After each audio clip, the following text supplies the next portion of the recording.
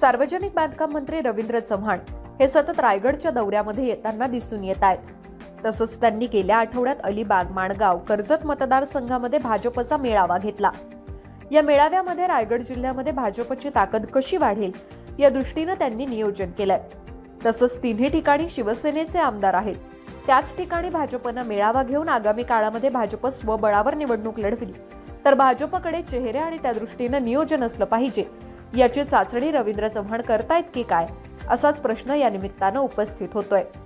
रायगडच्या राजकारणामध्ये रवींद्र चव्हाण हे नेहमीच किंगमेकरच्या भूमिकेत असतात आणि त्यांच्यामुळेच रायगडमध्ये शिवसेना, भाजपचे आमदार वाढलेले आहेत आणि रायगडमध्ये भाजपला सुद्धा अच्छे दिन येण्याचं काम रवींद्र चव्हाण यांनीच केलंय।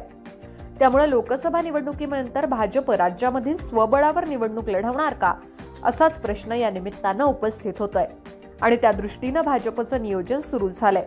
विकासनामा, कर्जत।